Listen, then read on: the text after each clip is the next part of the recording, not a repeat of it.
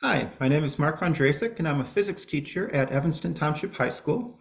And I want to thank Professor Beltran for giving me the chance to address the students in the class for this particular project idea, where the hope is to build some kind of fluid and granular experimental apparatus. So I'd like to describe what that means.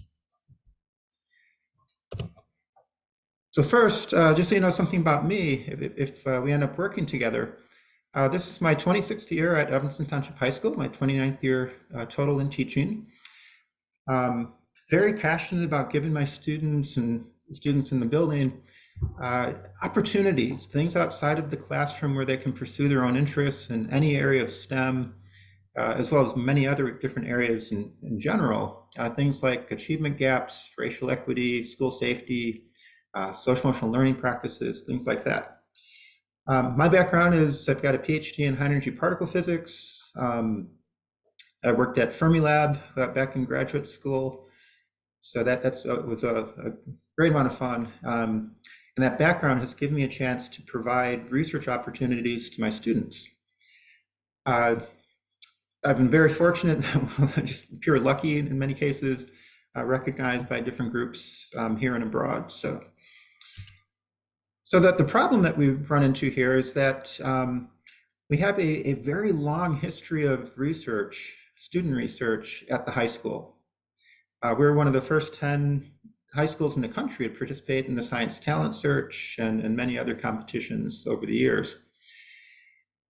Many of our students have worked in labs at Northwestern, as a matter of fact, but my favorite are the ones that students do from scratch, that they build, that they come up with their problem, they come up with the experiments to test whatever it is they want to work in, and they do the whole scientific process. We call that the basement science approach. So two of those areas for basement science have been in fluid dynamics and granular materials. And if you're not familiar with granular materials, kind of the poster child for that would be sand. Turns out that sand and different granulars have very specific and different types of properties than you might imagine.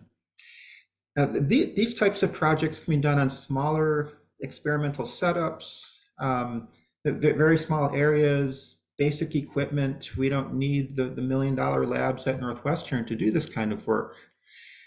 And so these also are areas where there's a very broad base of experimental possibilities where students can tweak things that have been done in the past and literally make it their own, systems that have never really been tested before, at least that we can't find in the literature.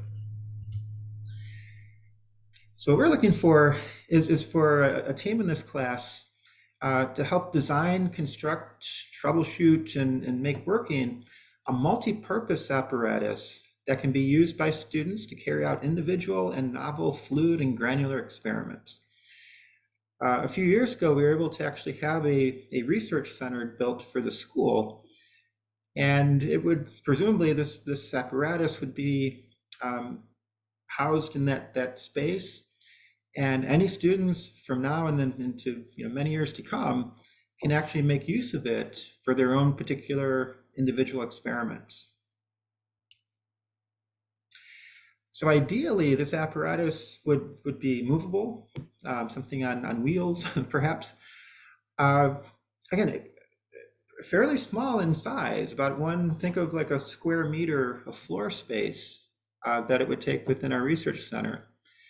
It would have different surfaces that could be either put on or taken off.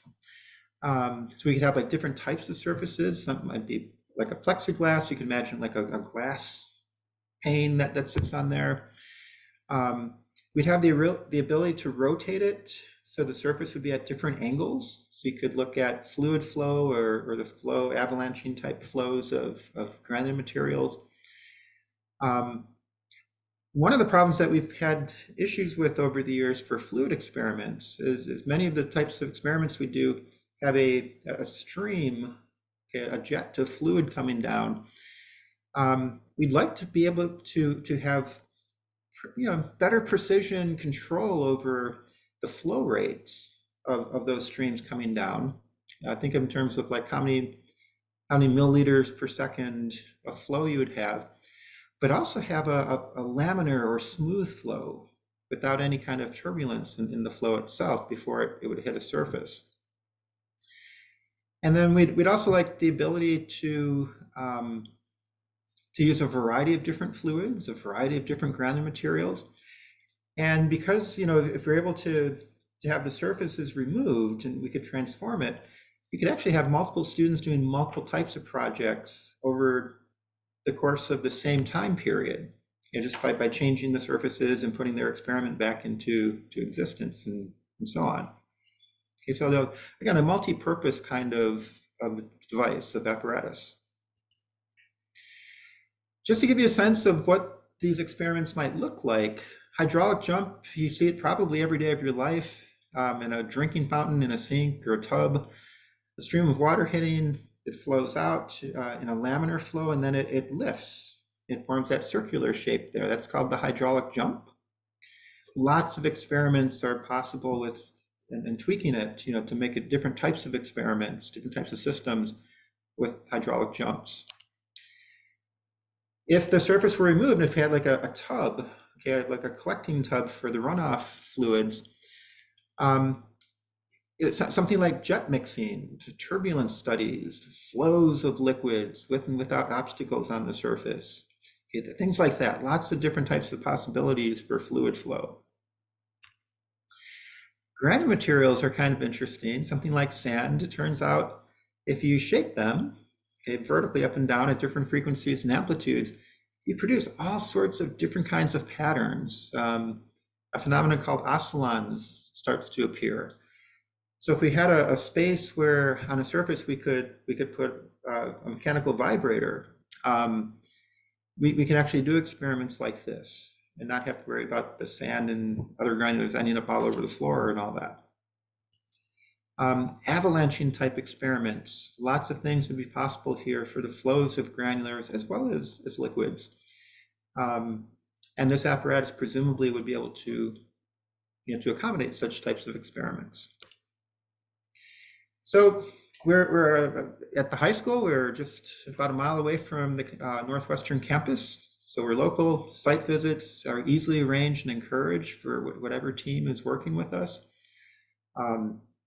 We can share all sorts of past and present project ideas and papers that students have done, so you get a sense of, get some ideas of the types of experiments and what the apparatus might actually look like, and what capabilities we would need to do those experiments.